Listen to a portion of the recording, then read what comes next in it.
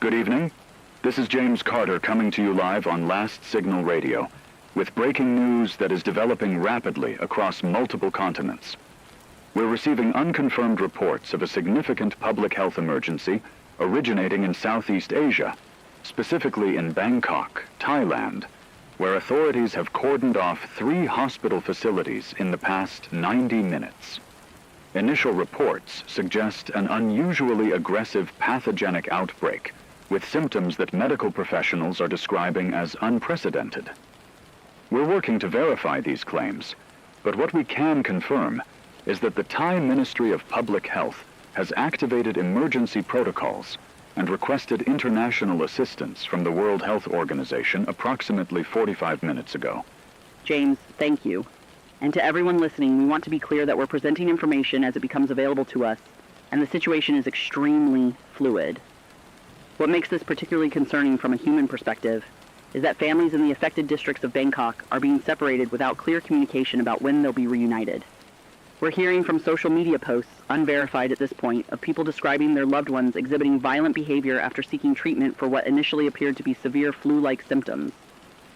One post from a nurse at Siriraj Hospital describes patients becoming aggressive within minutes of deterioration, which doesn't align with any known pathogenic progression.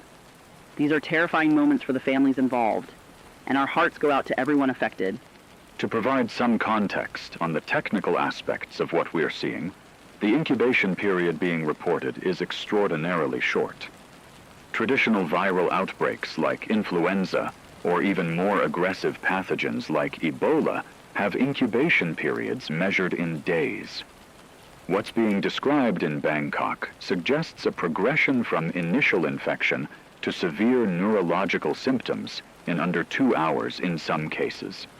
The Thai government has deployed military units to establish quarantine zones around Siriraj Hospital, Bumrungrad International Hospital, and Chulalongkorn Hospital. We're looking at approximately 15,000 people within these zones. The casualty count is difficult to verify, but early estimates from local journalists suggest at least 200 people have died in the past 3 hours, with that number climbing. And James, I think it's important to note that these aren't just statistics. These are mothers, fathers, children, healthcare workers who went to work this morning not knowing they wouldn't come home. We're getting reports from people trapped inside the quarantine zones who are using their phones to reach out to the world.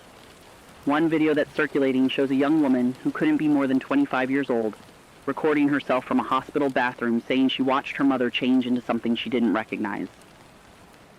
The fear in her voice is something I don't think any of us will forget. These are real people experiencing unimaginable horror, and while we focus on the facts, we cannot lose sight of the human cost. Absolutely, Kate. Now, we're receiving updates from our international correspondents, and this situation has expanded beyond Thailand. Reports are now coming in from Singapore, Kuala Lumpur, and Jakarta of similar incidents at major transportation hubs. Singapore's Changi Airport has been partially evacuated after what authorities are calling a security incident involving multiple passengers on a flight that arrived from Bangkok approximately 4 hours ago. Malaysian authorities have confirmed that Kuala Lumpur International Airport is under lockdown, with at least 3 terminals sealed. We're 90 minutes into what appears to be a coordinated international health crisis, and the pattern suggests rapid transmission potentially through air travel. The infection vector remains unknown, but the geographic spread indicates we're looking at a pathogen with extraordinary transmission capabilities. James, one of the most heartbreaking aspects of what we're seeing at these airports is the separation of families mid-travel. There's a video from Changi Airport showing a father being held back by security personnel while his 2 children, they look about 7 and 9 years old, are on the other side of a security barrier crying for him. He was showing symptoms, early stage by the descriptions we're getting, and they made the decision to separate them immediately. That father now faces an unknown fate, and those children are alone in a foreign airport during what might be the most terrifying moment of their young lives. This is the reality of containment protocols, and while they may be necessary, the human cost is devastating. We're now 2 hours into this crisis, and I need to update our listeners on the casualty figures, which have increased substantially. Bangkok Metropolitan Administration has released preliminary numbers suggesting at least 800 confirmed deaths within the quarantine zones, with an additional 300 deaths reported at the airport facilities across Singapore, Malaysia, and Indonesia. These numbers are preliminary and likely underestimate the actual toll. The pathogen, which medical experts are tentatively identifying as a mutated strain of Cordyceps fungus, traditionally affects insects, but appears to have jumped to human hosts with catastrophic results. The neurological impact is severe and rapid, with infected individuals exhibiting loss of higher cognitive function, extreme aggression, and what appears to be a singular drive to spread the infection through bites or fluid contact. For those just joining us, we need to explain what Cordyceps is because I think many people have never heard of it before tonight. Cordyceps is a genus of parasitic fungi that grows on insects, essentially taking over their nervous systems and controlling their behavior to spread fungal spores. It's something out of a nightmare when you read about it happening to ants or beetles. But the idea that it could jump to humans was considered purely theoretical, something you'd see in a video game or movie. The fact that we're watching this happen in real time is beyond comprehension. And for the families watching their loved ones transform, there's no preparation for this, no mental framework to process what they're witnessing. We have confirmation from the Centers for Disease Control in Atlanta that the United States is activating its emergency response protocols. All flights from Southeast Asia have been grounded effective immediately, with planes currently in flight being diverted to designated quarantine facilities. We're looking at facilities at Joint Base Pearl Harbor-Hickam in Hawaii, Travis Air Force Base in California, and a civilian facility that's been established at Dallas-Fort Worth International Airport. The European Union has enacted similar measures, with Heathrow, Charles de Gaulle, and Frankfurt airports serving as primary quarantine points.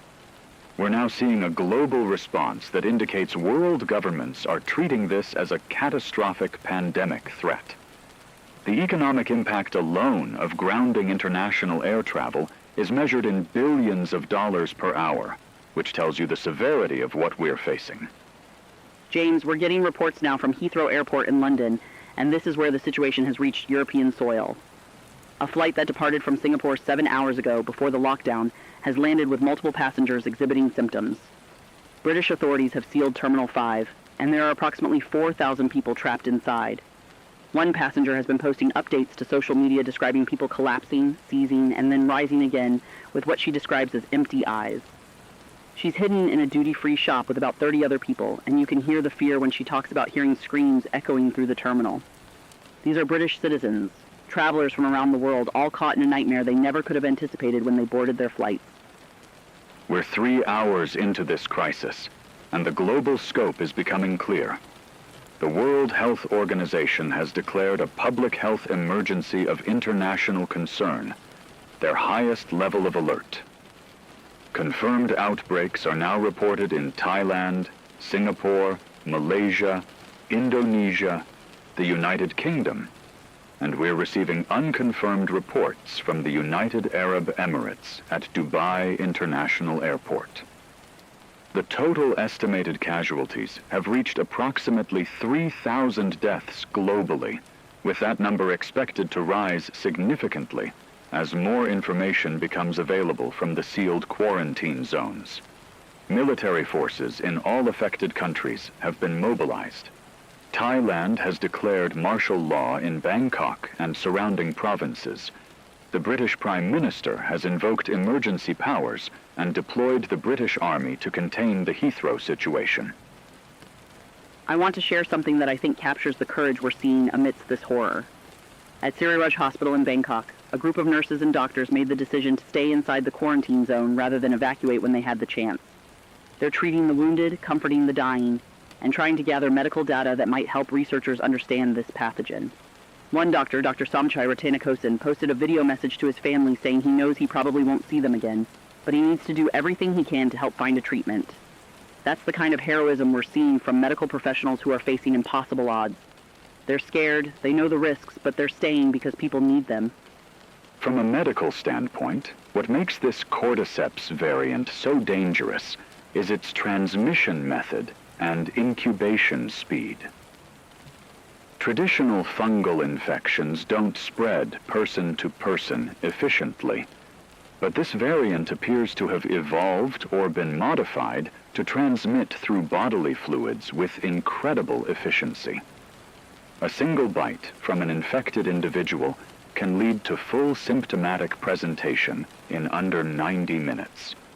The fungal growth appears to concentrate in the brain stem and frontal cortex, effectively shutting down higher reasoning while maintaining motor function and amplifying aggressive impulses. It's a parasitic hijacking of the human nervous system, and we have no existing antifungal treatments that work quickly enough to prevent progression once infection occurs. We need to talk about what's happening in the homes of the affected areas, because this isn't just a hospital or airport crisis anymore. In the residential districts around the Bangkok quarantine zones, people are barricading themselves in their apartments. We're seeing videos of neighbors helping each other reinforce doors, sharing food supplies, and trying to protect children from seeing what's happening in the streets below.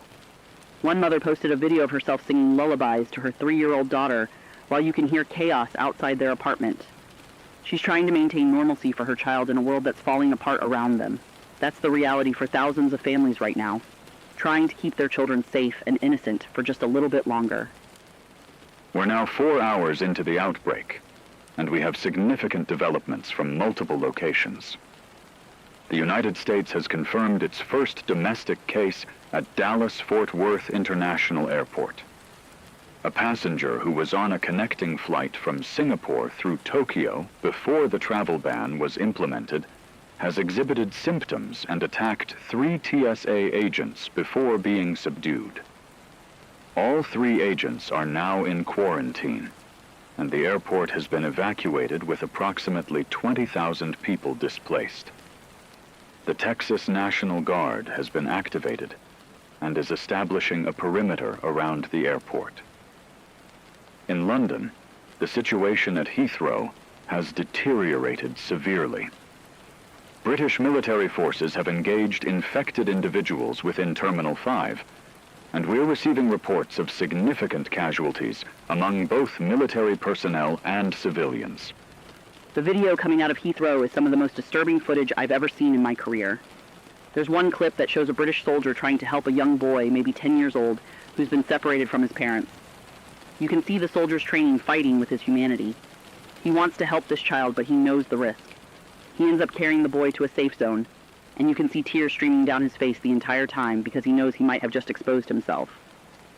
That soldier chose compassion over safety, and whether he survives this or not, his actions represent the best of humanity in the worst of circumstances. The global casualty count has now exceeded 10,000 confirmed deaths, with estimates suggesting the actual number may be 3 to 4 times higher due to incomplete reporting from the quarantine zones. Bangkok remains the epicenter with approximately 6,000 deaths, but London is rapidly becoming a secondary hotspot, with over 2,000 casualties in the past hour alone. The infection rate at Heathrow suggests that the pathogen has been spreading within the terminal for longer than initially believed, possibly through asymptomatic carriers or a longer incubation period in some individuals.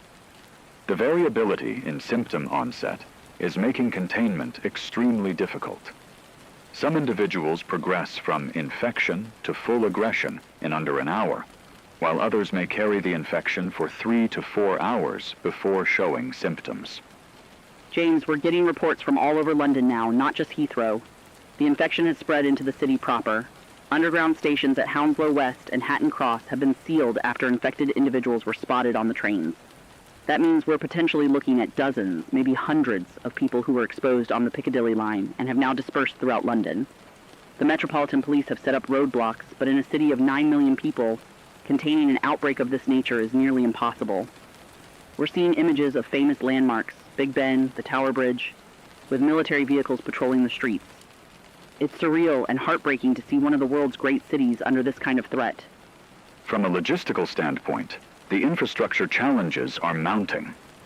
Power grids in Bangkok are experiencing rolling blackouts as technicians abandon their posts either due to infection or evacuation.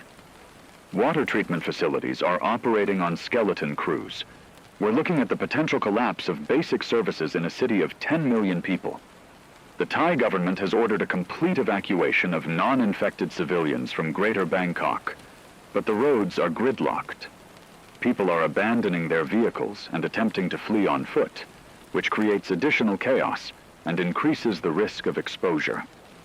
We're seeing similar patterns beginning in London. The M25 motorway is completely blocked in all directions with people trying to escape the city. One of the images that's going to stay with me from Bangkok is a photograph of a teacher leading a line of elementary school children through the streets, trying to get them to safety. You can see she's terrified, but she's holding the hand of the smallest child at the front of the line, and all the other children are holding hands behind them. She's responsible for getting these kids to their parents or to safety, and she's doing it while the world collapses around them. That photo represents every teacher, every caregiver, every ordinary person who's finding extraordinary courage right now. We hear about heroes in movies and books, but we're watching real heroism unfold in real time. We're 5 hours into this crisis, and we need to discuss what's happening in Singapore because it represents a different approach to containment. The Singaporean government has enacted what they're calling total lockdown protocols. The entire island nation is sealed. No one in, no one out. Military forces have established checkpoints at every district boundary, and anyone showing symptoms is being immediately quarantined in designated facilities. It's an authoritarian response, but Singapore's highly organized infrastructure and strict governmental control may give them a better chance at containment than larger, more chaotic metropolitan areas. Current casualty estimates for Singapore stand at approximately 1,200 deaths, significantly lower than Bangkok or London when adjusted for population density. But James, the human cost of that authoritarian approach is significant too. We're seeing reports of families being forcibly separated at checkpoints. There's a video of a woman being pulled away from her husband because she had a fever, just a fever, not necessarily infected, but they're not taking chances. Her husband is restrained by soldiers while she's loaded into a truck with dozens of other people, all of them going to a quarantine facility where, let's be honest, their chances of survival are minimal even if they're not currently infected. The screaming, the pleading, it's agonizing to watch. Singapore's approach might save more lives in aggregate, but every separation is a tragedy for the families involved. We have breaking news from the United States. Multiple cases have now been confirmed in Los Angeles, San Francisco, and New York City. The patient zero for the West Coast clusters appears to be connected to the Dallas-Fort Worth incident, suggesting secondary transmission occurred before the quarantine was fully established. On the East Coast, the source is less clear, but appears to be linked to a flight from London that landed at JFK Airport approximately 6 hours ago, before the European travel ban was implemented. The President has declared a national emergency and activated the National Guard in all 50 states.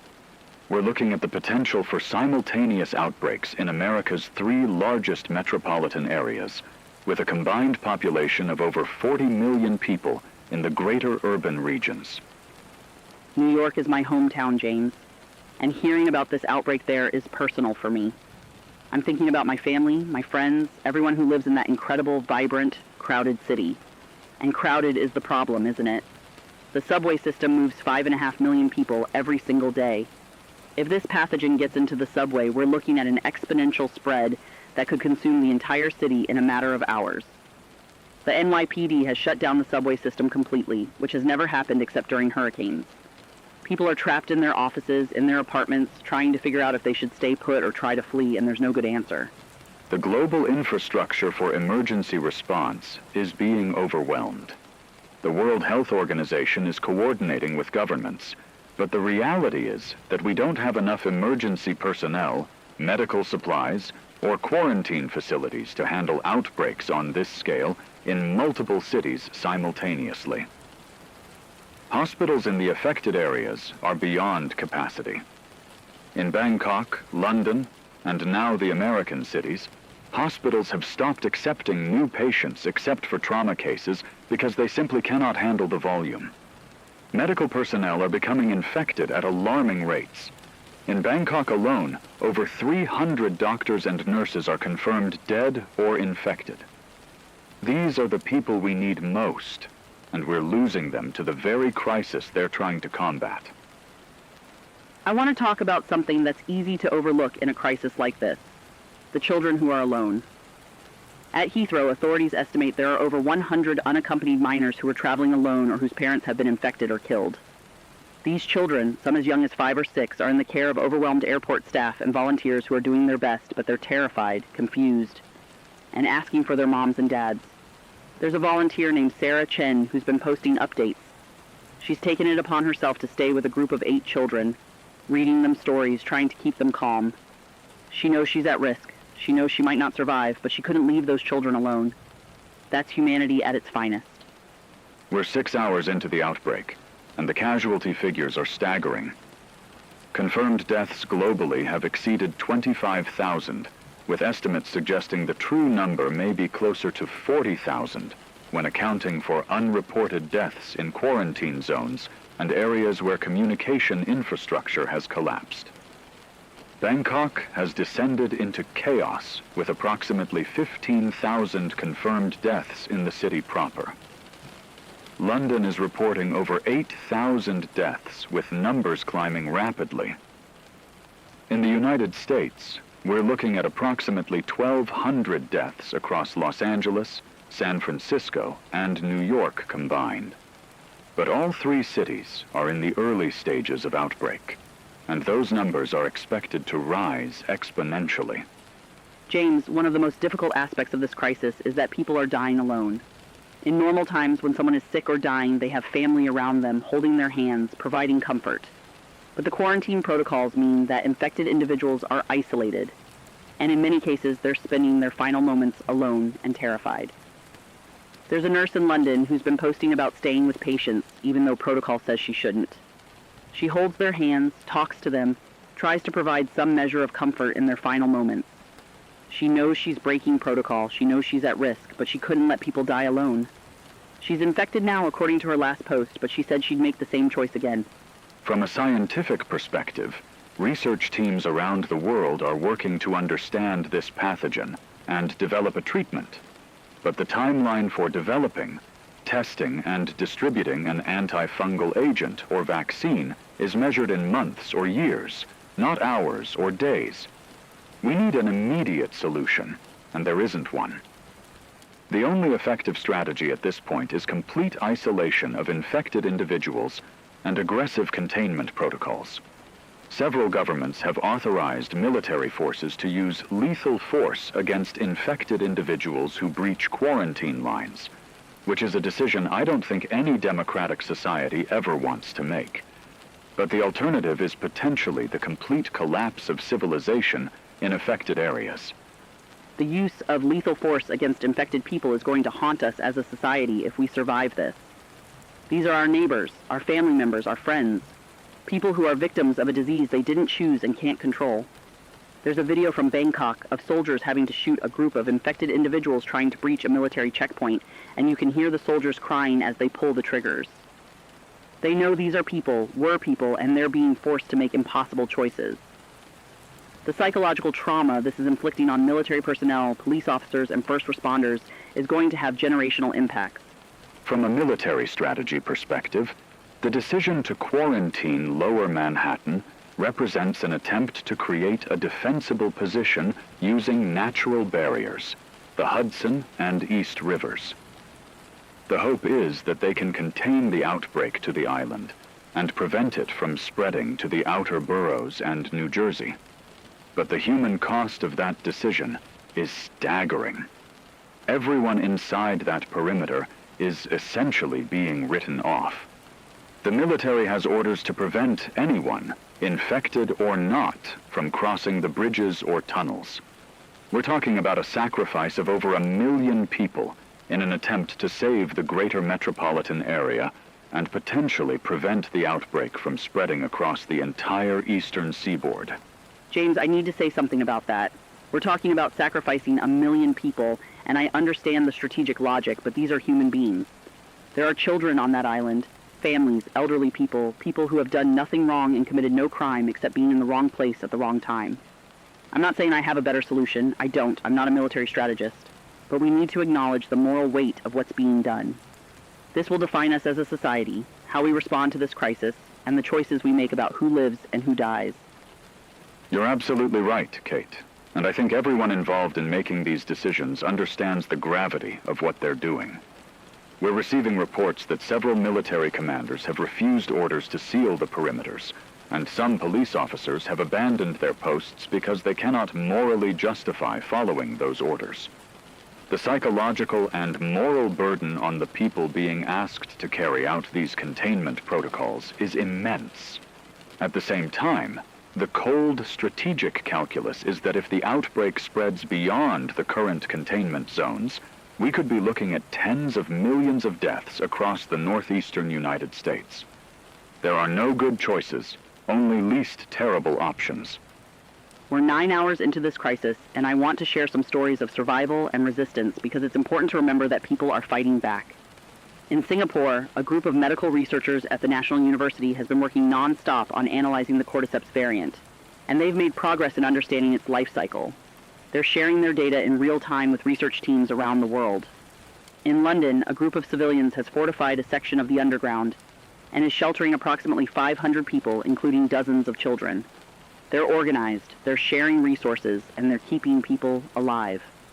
Humanity is resilient, and even in the darkest hours, we find ways to survive and help each other.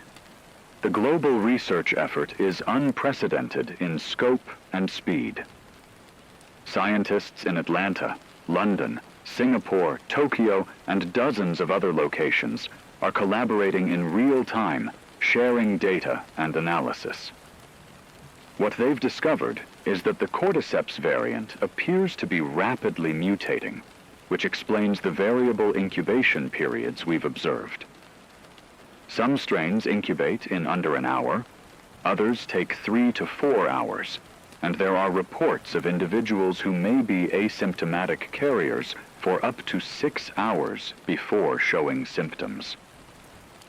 This variability makes containment extremely difficult, because you can't predict who might be infected based on exposure time alone. Every person in an affected area is a potential carrier. The idea that people might be carrying this infection without knowing it, walking around, interacting with others, spreading it unknowingly, that's terrifying. It means that people who think they're healthy, who are trying to help others or evacuate to safety, might actually be the ones spreading the outbreak. There's a video from Los Angeles of a man who was volunteering at a shelter, helping distribute food and supplies, and he collapsed mid-sentence while talking to someone.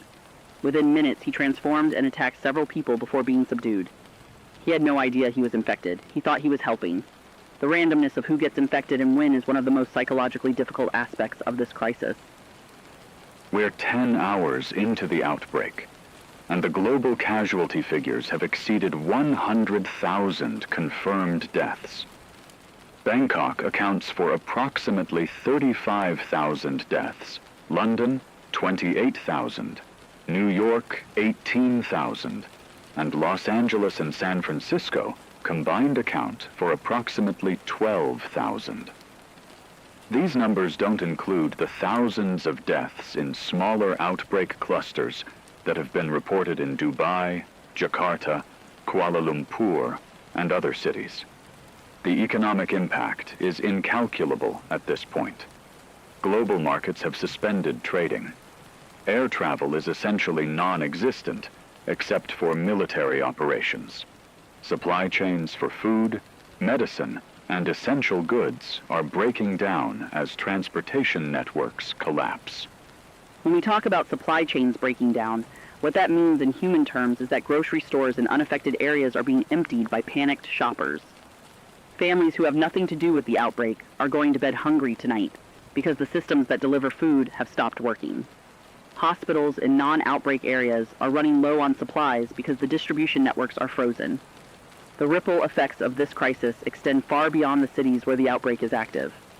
People in Iowa and Nebraska and Montana are being affected by what's happening in Bangkok and London and New York. This is a global crisis in the truest sense. No one is untouched. The United States government has activated continuity of government protocols. The President and essential cabinet members have been relocated to secure facilities. The line of succession has been geographically distributed to ensure governmental continuity in the event of catastrophic losses in Washington, D.C. Russia, China, the United Kingdom, France, and other nuclear powers have enacted similar protocols. One of the great unspoken fears in a crisis like this is the security of nuclear arsenals and the chain of command for nuclear weapons. If governmental authority breaks down in nuclear-armed nations, we could face additional catastrophic scenarios beyond the immediate biological crisis. I don't think most people are thinking about nuclear weapons right now, James. But you're right that it's a concern.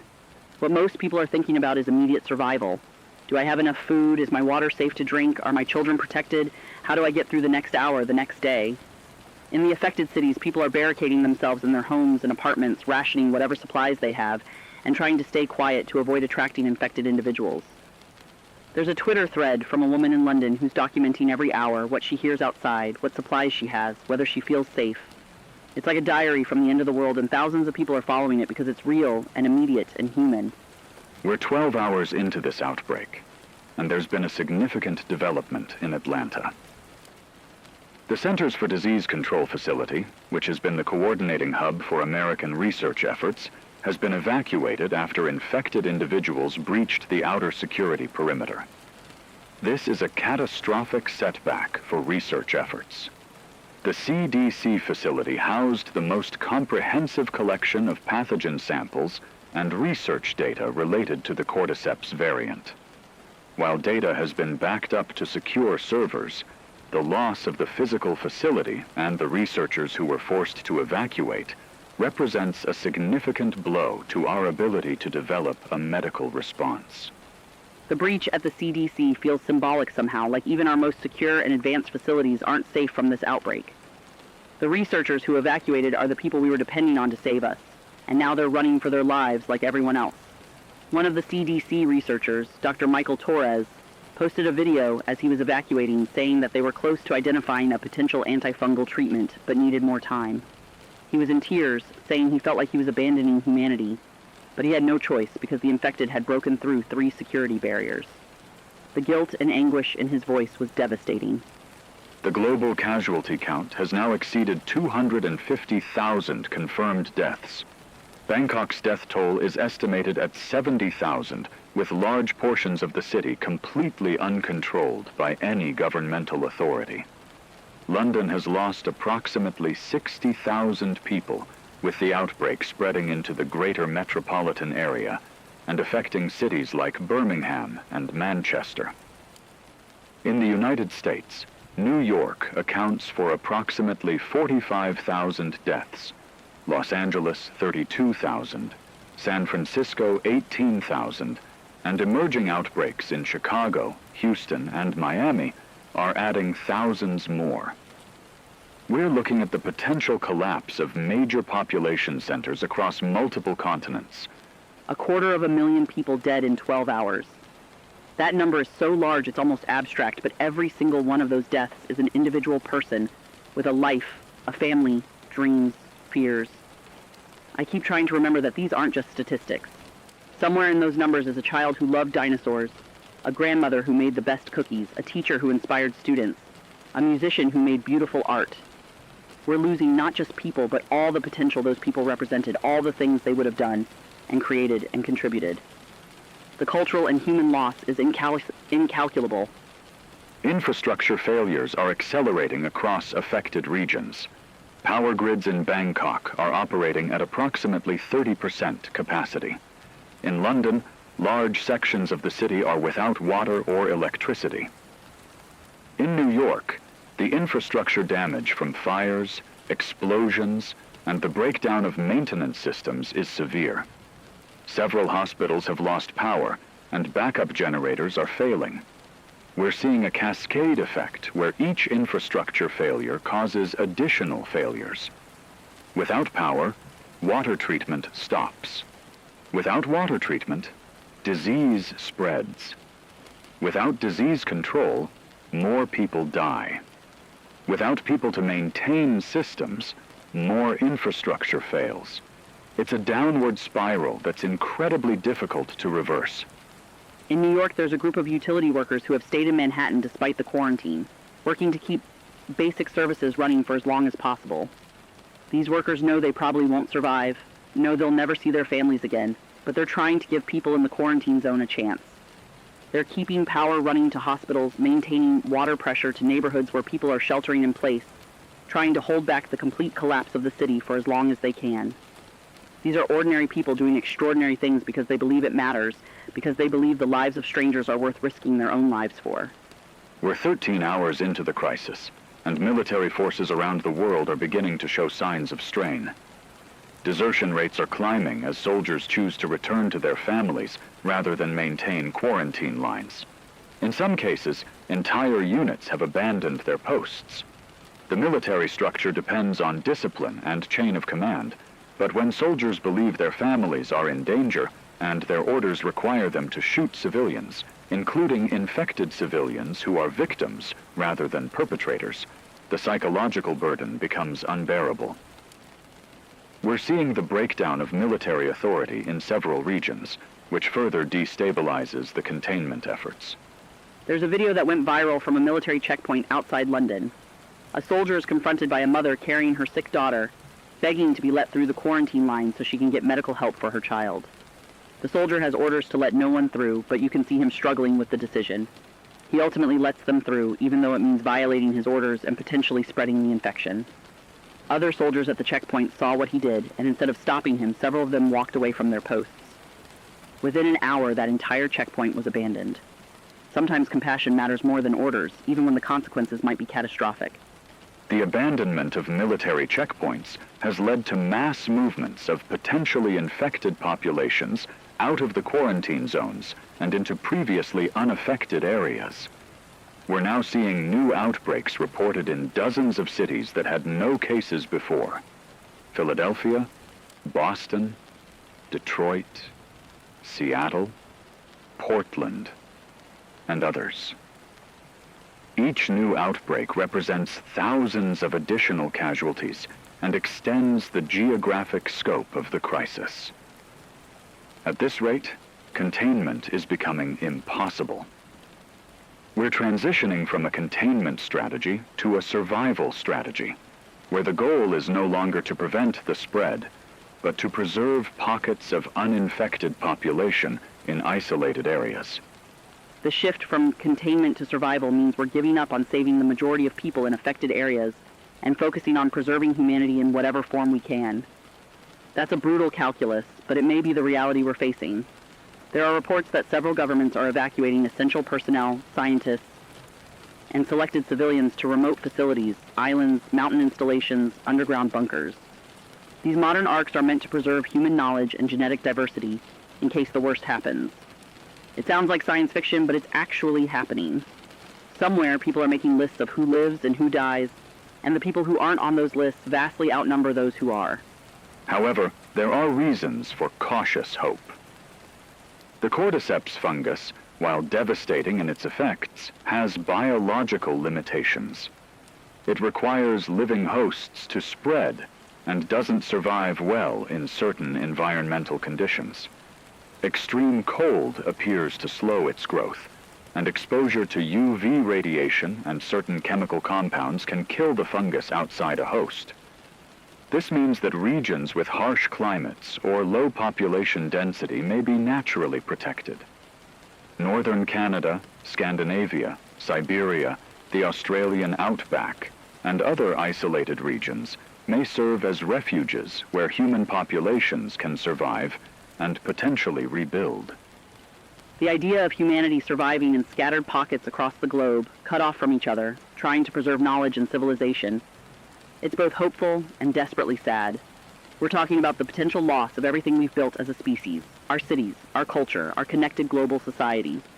But we're also talking about the resilience and adaptability that has allowed humans to survive ice ages, volcanic winters, and countless other catastrophes throughout our evolutionary history. If some of us survive this, we'll carry forward the memory of what was lost and maybe, eventually, rebuild something new. We're 15 hours into this crisis, and I need to report on a significant development in Washington, D.C. The capital has experienced an outbreak that originated from multiple sources, suggesting coordinated infection events or extremely rapid spread through the political and governmental infrastructure. The White House, Capitol Building, and Pentagon have all reported infections, while the President and key cabinet members were evacuated to secure locations hours ago. Many members of Congress, Supreme Court justices, and thousands of governmental employees were in D.C. when the outbreak occurred. The symbolic and practical impact of losing the Capitol cannot be overstated. Washington, D.C. represents the heart of American governance, and watching it fall to this outbreak is profoundly disturbing. These are the people who make our laws, interpret our Constitution, manage our nation's affairs. They're also parents and grandparents and friends, human beings who are experiencing the same terror as everyone else. There's a video from a congressional staffer who barricaded herself in an office in the Capitol building, describing hearing screams echoing through the hallways of one of America's most sacred spaces. She talks about the surreality of hiding in a building where democracy was forged, while the world falls apart outside. It's poetic and tragic.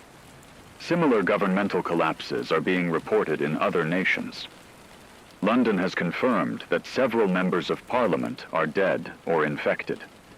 The French government has lost contact with multiple ministers. The situation in Bangkok means the Thai government has essentially ceased to function in any coordinated capacity. We're watching the simultaneous collapse of governmental authority across multiple nations, which creates a vacuum of power and coordination exactly when we need leadership most. Without functioning governments, there's no way to coordinate military response, distribute resources, or maintain basic services. In the absence of governmental authority, people are creating their own systems of governance and mutual aid. In London, a group calling themselves the Thames Valley Coalition has taken control of several neighborhoods and is providing security, food distribution, and medical care to about 50,000 people. In New York, the Brooklyn Mutual Defense Council has organized apartment buildings and blocks into a coordinated network. These ad hoc governments represent people taking responsibility for their own survival and the survival of their communities. It's democracy in its most basic form, people coming together to solve problems and protect each other. We are 16 hours into the outbreak, and the global casualty figures have exceeded 700,000 confirmed deaths. The rate of increase is slowing in some areas, not because the outbreak is being controlled, but because there are fewer uninfected people left to kill in the heavily affected zones. Bangkok's estimated death toll is approximately 130,000 out of a pre-crisis population of 10 million. London has lost approximately 95,000 people. New York's death toll has reached 70,000. Los Angeles and San Francisco combined have lost approximately 60,000. These numbers represent complete social collapse in these urban centers. 700,000 people died in 16 hours. I keep trying to comprehend that number, and I can't. It's too large, too terrible. Every person listening to us right now probably knows someone who's died or is in danger. This isn't something happening far away to strangers. This is happening to all of us. I've lost contact with friends in London and New York. I don't know if they're alive or dead, hiding or infected, fighting or surrendered. That uncertainty is almost worse than knowing because hope and grief exist simultaneously and you can't process either one fully. From a broader perspective, we need to consider what happens in the days and weeks ahead if the outbreak continues at this pace. Food production and distribution networks have collapsed in affected regions. Millions of people who aren't infected will die from starvation, dehydration, or disease in the coming weeks if systems aren't restored. Water treatment facilities require constant maintenance and power. Without treated water, we face cholera, typhoid, and dysentery outbreaks. The secondary death toll from infrastructure collapse could equal or exceed the direct casualties from the Cordyceps infection. There are people in the affected cities who are already experiencing this secondary crisis. In New York, water pressure has failed in many areas, which means no running water for drinking, cooking, or sanitation. People are collecting rainwater, drinking from fire hydrants, or venturing out to find water sources and risking exposure to infected individuals. In London, without power for refrigeration, food is spoiling and people are getting sick from eating contaminated food. These are the mundane realities of survival that don't make headlines but kill just as effectively as the virus. A child dying of dysentery is just as dead as someone killed by an infected individual. We are 17 hours into this crisis, and there are reports of organized resistance groups forming in several cities. These aren't just survival groups, but coordinated military-style operations aimed at clearing infected individuals from specific areas and reclaiming territory. In Los Angeles, a group calling themselves the Los Angeles Defense Force has cleared several city blocks and is systematically expanding their safe zone. They've established supply lines, medical facilities, and defensive perimeters. Similar groups have emerged in other cities. These represent bottom-up reorganization of society in the face of top-down governmental collapse. The emergence of these resistance groups gives me hope, but I'm also worried about what they represent. Yes, they're protecting people and creating safe zones, but who decides who gets in and who stays out? Who makes the rules in these new societies? There are already reports of groups turning away refugees, hoarding supplies, and using violence against anyone who threatens their security. The breakdown of the old order doesn't automatically mean the new order will be better or more just. We could be watching the birth of dozens of small authoritarian states built on the ruins of democratic nations. That's a valid concern, Kate. In crisis situations, the social structures that emerge often reflect the worst impulses of human nature. Tribalism, authoritarianism, survival of the strongest. But we're also seeing examples of inclusive, democratic resistance groups that are trying to preserve the values of the old world while building something new. The ultimate character of post-crisis society will depend on which of these models prevails and whether humanity can maintain its ethical and moral frameworks in the face of existential threat. History suggests that both outcomes are possible. I want to believe we'll choose the better path, but I know human nature.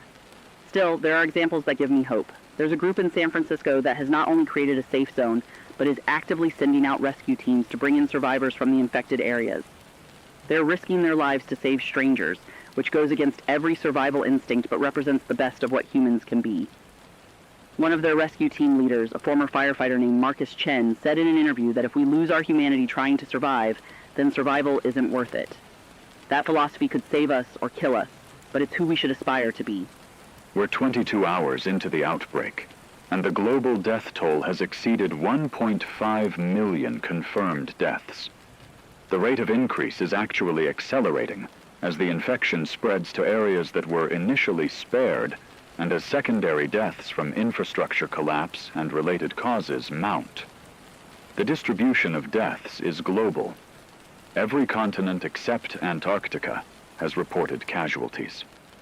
The total number of people currently infected and showing symptoms is estimated at over 3 million, with millions more potentially in the incubation phase.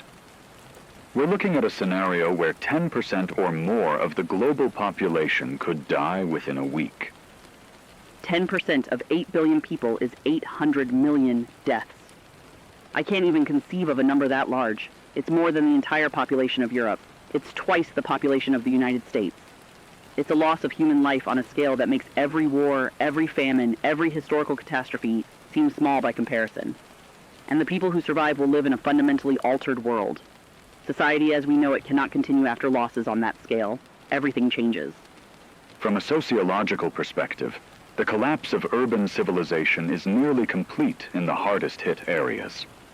Bangkok, London, New York, Los Angeles, San Francisco, and dozens of other major cities have ceased to function as organized societies. What remains are pockets of survivors struggling to maintain safety and basic necessities, separated by vast swaths of territory controlled by infected individuals or abandoned entirely.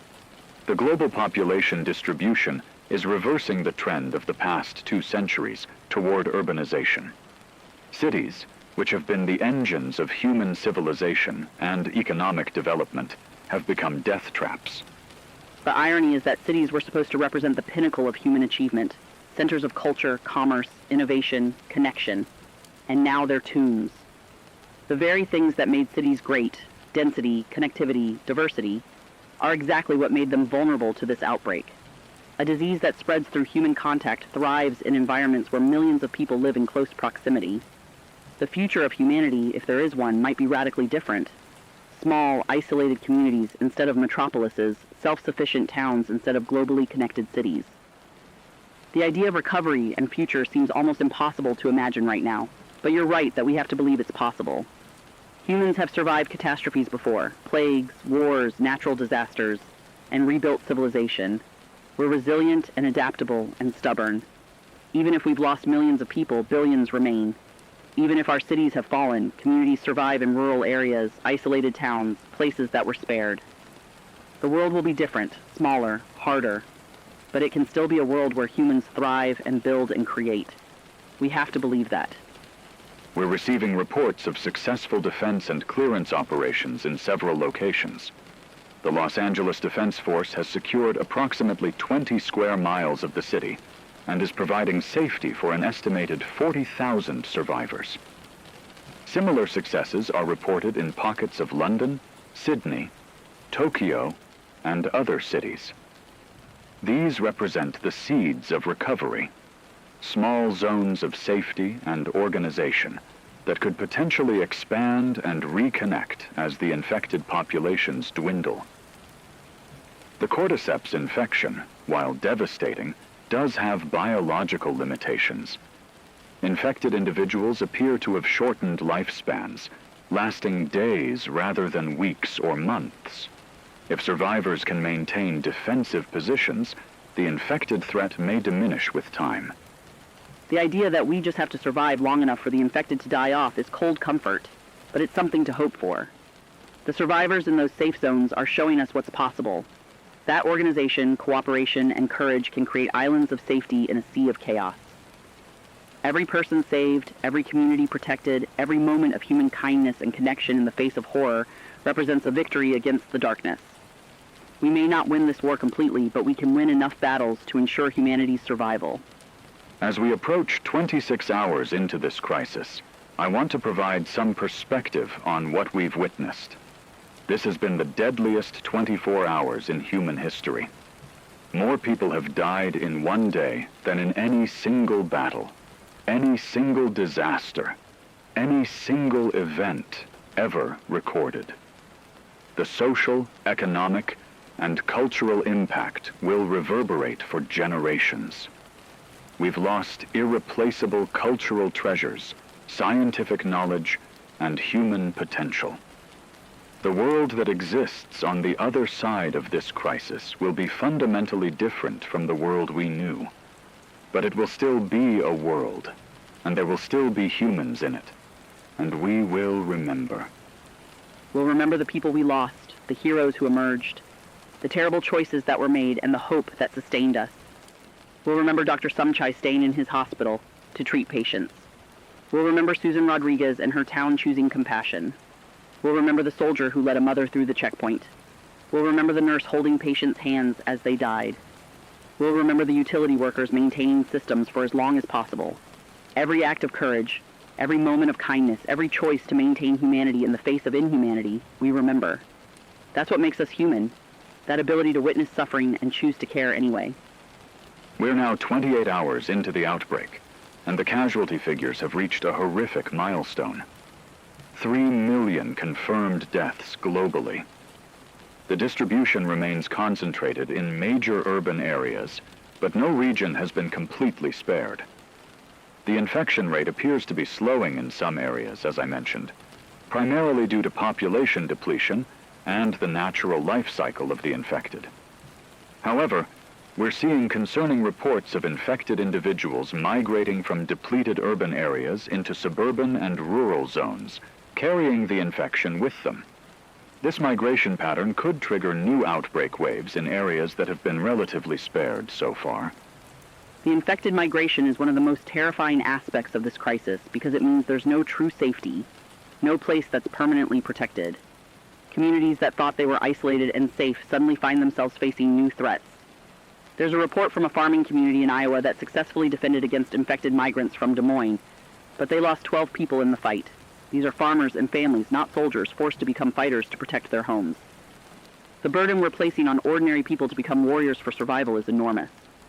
From a long-term survival perspective, we need to consider food production and agriculture.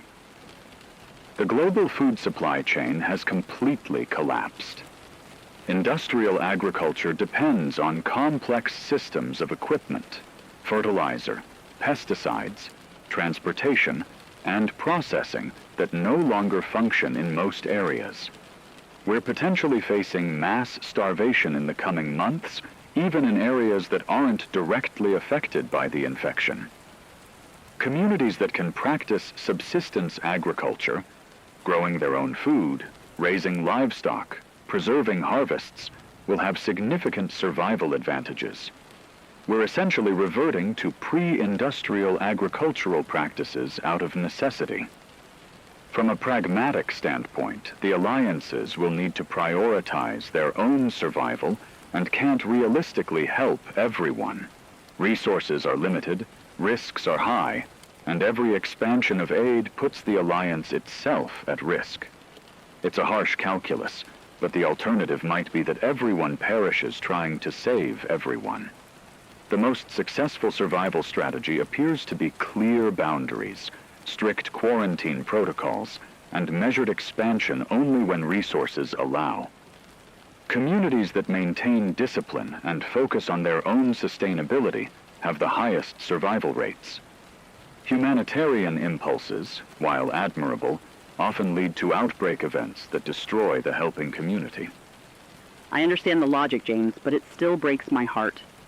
We're essentially creating a world where helping strangers is potentially fatal, where the moral choice and the survival choice are opposed to each other. That's a trauma that will mark our society for generations. The knowledge that we survived by turning away from people in need, that we chose ourselves over others. Even if it was the right choice for survival, it's a moral wound that doesn't heal easily. The survivors will carry that guilt and those difficult choices for the rest of their lives. We're 36 hours into the outbreak, and the global death toll has exceeded 5 million confirmed deaths. The rate of new deaths is beginning to slow in some regions, as I mentioned earlier. Not because we're winning, but because the susceptible populations in heavily affected areas have been largely depleted. The infected individuals from the initial outbreak waves are beginning to die off as the fungal infection consumes their bodies. The average lifespan of an infected individual appears to be approximately 72 hours, which means the earliest infected are now dying in large numbers. This creates a window of opportunity for survivors to reclaim territory. The image of cities filled with dead infected individuals is nightmarish, but it also represents hope for survivors. If the infected have limited lifespans and new infections are becoming rarer due to isolation and defensive measures, then the threat diminishes with time. Communities that can survive for another week or two might find themselves in a position to begin genuine recovery efforts. But the psychological impact of living surrounded by death, of having to wait for the infected to die rather than being able to save them, is profound. We're becoming a society that survives by outlasting our infected loved ones.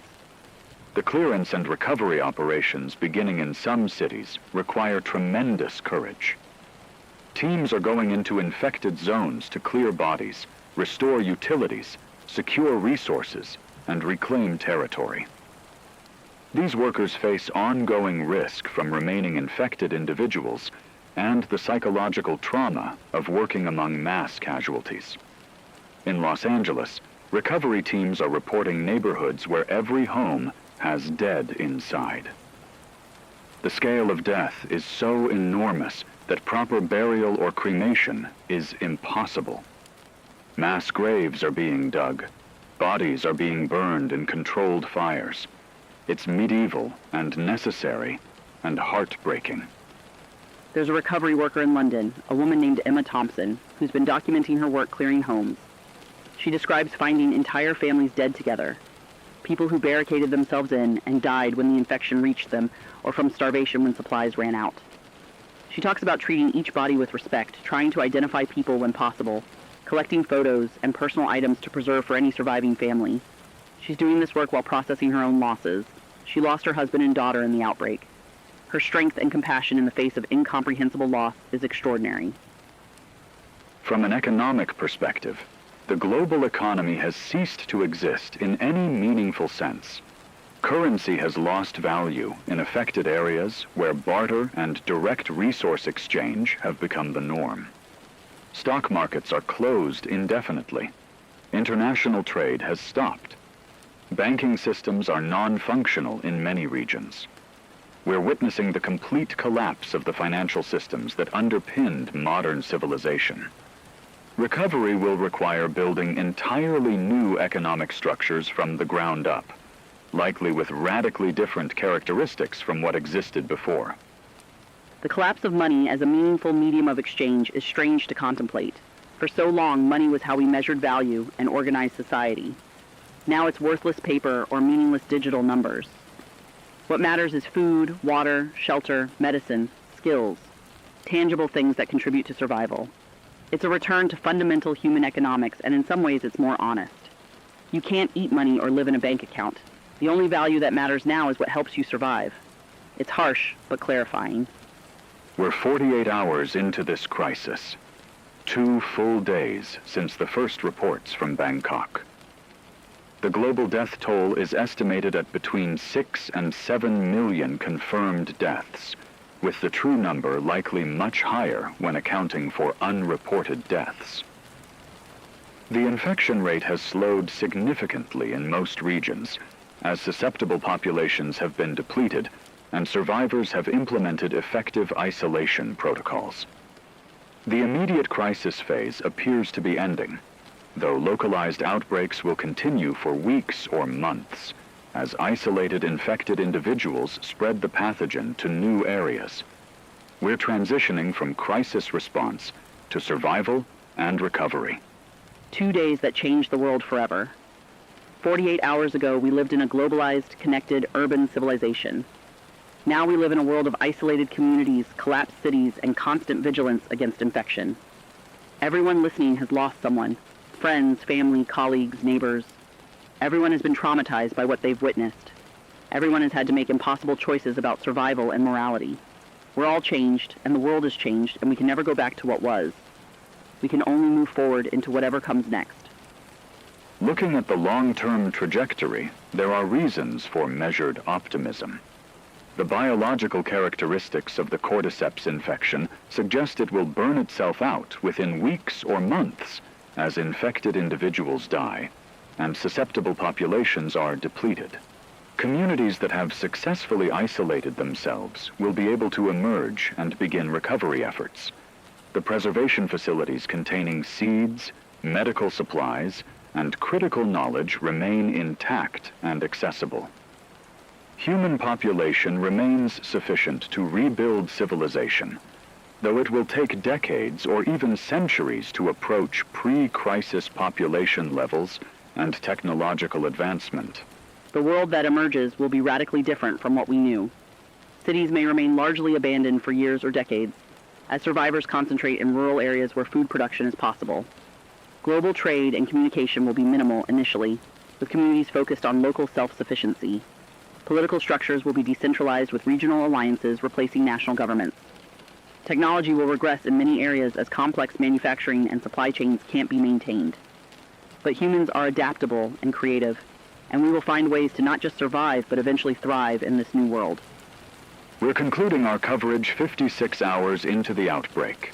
The immediate crisis phase has passed for most surviving communities.